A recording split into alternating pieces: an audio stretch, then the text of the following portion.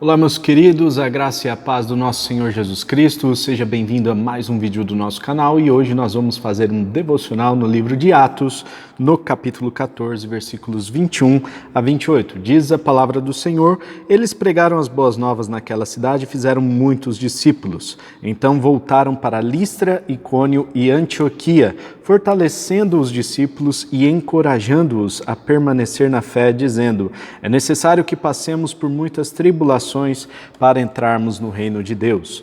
Paulo e Barnabé designaram-lhes presbíteros em cada igreja. Tendo orado e jejuado, eles os encomendaram ao Senhor, em quem haviam confiado. Passado pela Psídia, chegaram a Panfilha e, tendo chegado a palavra em Perge, desceram para Atália. De Atália navegaram de volta a Antioquia, onde tinham sido recomendados à graça de Deus para a missão que agora haviam completado. Chegando ali, reuniram a igreja e relataram tudo o que Deus tinha feito por meio deles e como abrir a porta da fé aos gentios, e ficaram ali muito tempo com os discípulos. Meus irmãos, nós temos aqui uma grande lição de liderança de Paulo e Barnabé. A partir do momento em que eles são reconhecidos ali como deuses, né, como Zeus e como Hermes na cidade de Listra, eles precisaram fugir para a cidade de Derbe e na cidade de Derbe pregaram o evangelho ali. A cidade recebeu muito bem o evangelho. A partir desse momento, a ordem se inverte. Antes falava-se em Barnabé e Paulo, agora fala-se Paulo e Barnabé. A partir desse momento, então, inverte a ordem, visto que há um entendimento que Paulo era uma pessoa mais proeminente e por isso a ordem é invertida. Paulo era aquele que falava melhor, tinha uma boa eloquência, tinha estudos muito avançados acerca da Bíblia, da Palavra de Deus, de todo o Antigo Testamento. Ele era um fariseu e por isso tinha bastante contato com a Palavra de Deus e por isso também ele teve uma certa facilidade de caminhar um pouco mais rápido do que Barnabé, vamos dizer assim, né? Então ele cresceu bastante na fé, teve oportunidades de pregar o evangelho ali na Ásia Menor e nós vemos que aquela cidade foi alcançada para a glória do Senhor. Eles pregaram as boas novas ali na cidade de Derbe e fizeram muitos discípulos. É certo que o discípulo não se faz da noite para o dia, então precisa de algum tempo, portanto eles ficaram algum tempo ali na cidade de Derbe. Nós não temos o relato exato de quanto tempo eles permaneceram ali.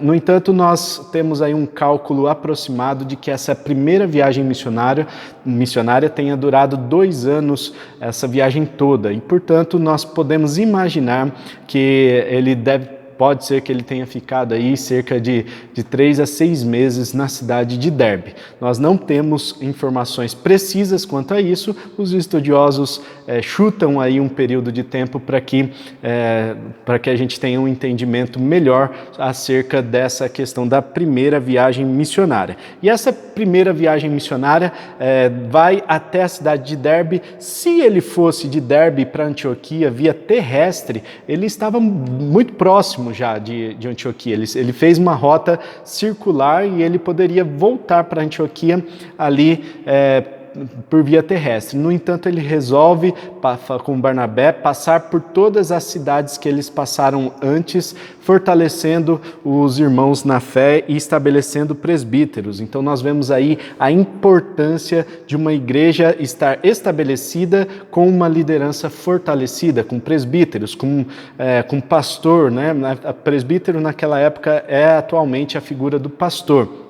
Então, tem essa conexão aí e essa importância, né, de que a igreja precisa de uma liderança para que a igreja possa continuar os seus trabalhos, ser bem cuidada e as tarefas serem delegadas. Afinal, Paulo e Barnabé não tinham condições de cuidar de tantas igrejas que eles fundaram nesse pouco espaço de tempo. Eles precisavam treinar líderes para que esses líderes, então, cuidassem das comunidades. Nós vemos que eles voltaram para Listra, Icônio, Antioquia, e eles fortaleciam os discípulos e encorajavam-os a permanecer firme na fé, dizendo: é necessário que passemos por muitas tribulações para entrarmos no reino do céu.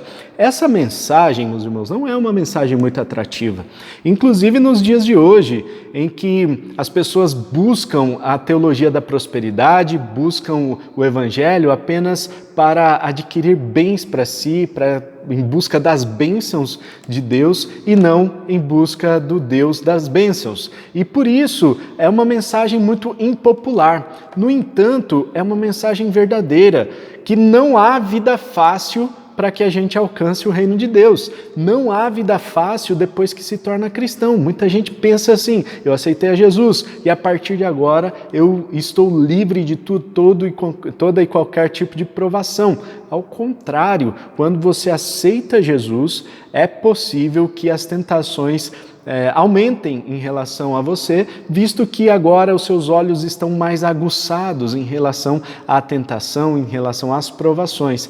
E aqui Paulo está dando essa mensagem, fortalecendo os irmãos, dizendo: olha, nós vamos passar por momentos difíceis, mas é necessário que a gente passe por essas provações, por essas tribulações, por essas perseguições. É necessário que tudo isso aconteça para que a gente entre no reino de Deus, no reino dos céus. Então, é importante que a gente entenda, meus irmãos, que a vida não é fácil e que, ainda que você tenha nascido em berço de ouro, é necessário que você enfrente alguns desafios para que você também possa alcançar a salvação, alcançar o reino de Deus. E esses desafios vão produzir em nós uma vida mais madura, vão produzir em nós frutos de amadurecimento, né? E esses frutos serão bênção para as nossas vidas. Mas essa mensagem, como eu disse, não é popular e eles precisaram fortalecer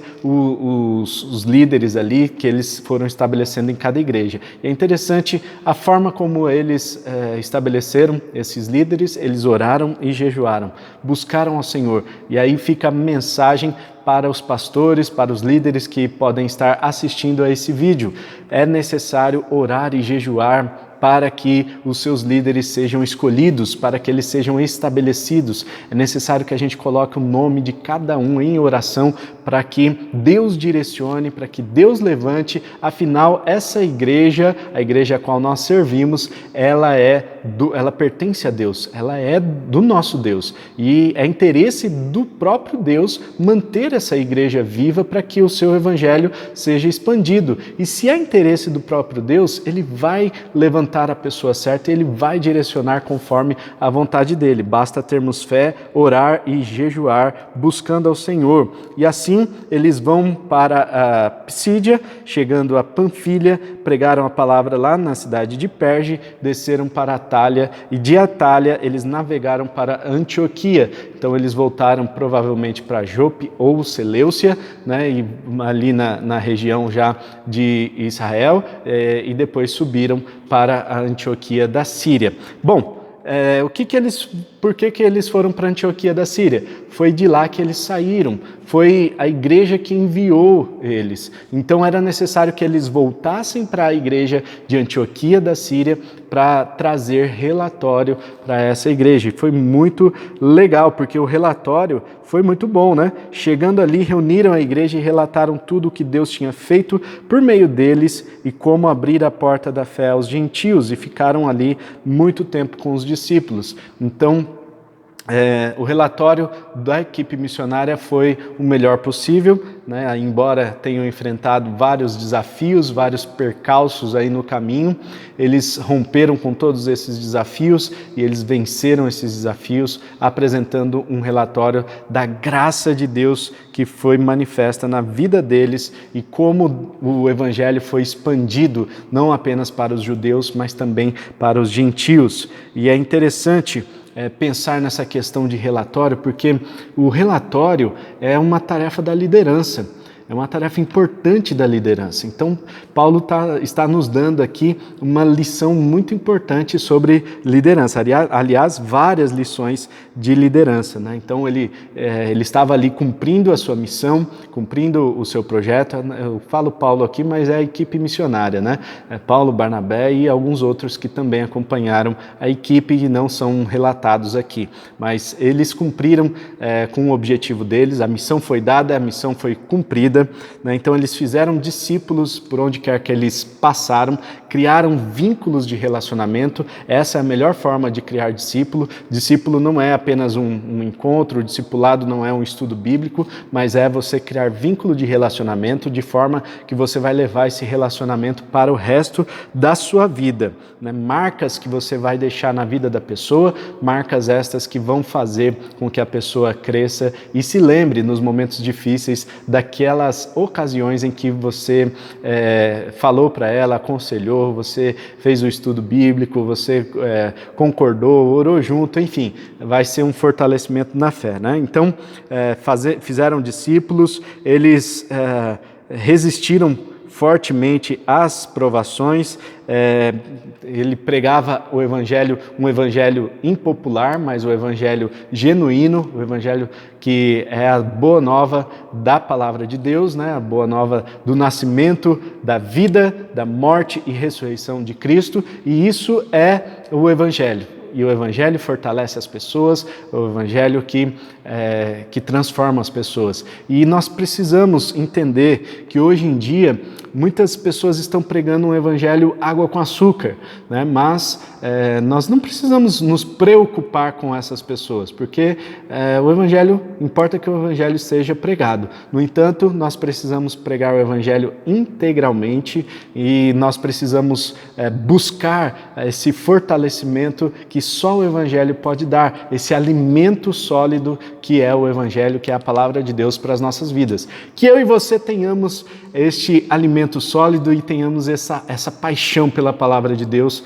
ao estudarmos todos os dias pelo menos um trechinho da palavra, que nós tenhamos um contato mais íntimo com a palavra, saibamos mais informações e possamos também meditar e pensar profundamente naquilo que Deus quer dizer por meio da sua palavra, tá bom?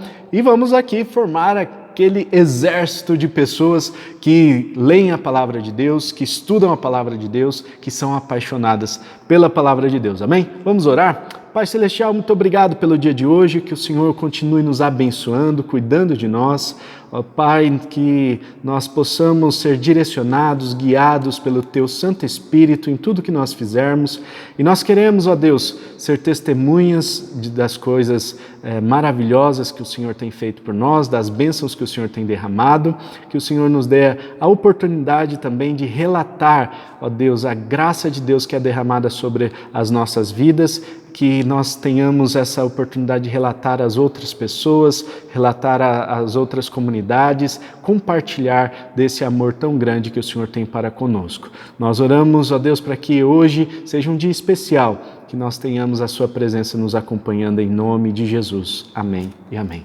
Amém, meus irmãos? Não se esqueça de se inscrever no nosso canal, ativar o sininho para ficar por dentro dos devocionais. Afinal, se você não fizer isso, você não recebe as notificações, tá? Por mais que você tenha vindo, chegado a esse vídeo pelo WhatsApp, por indicação de alguém, é importante que você faça aí, você se inscreva no nosso canal, ative o sininho e você receba as notificações dos devocionais que estão disponíveis todos os dias a partir das 5 da manhã, tá bom? Então, 5 da manhã o vídeo já fica disponível para você e você pode assistir durante o dia. Tem alguns outros vídeos legais aí que a gente está soltando também, algumas aulas interessantes. Vamos agitando aí, colocando conteúdo muito bom para vocês e conteúdo bíblico para a glória de Deus, tá bom? Deus abençoe, tamo junto, forte abraço e tchau!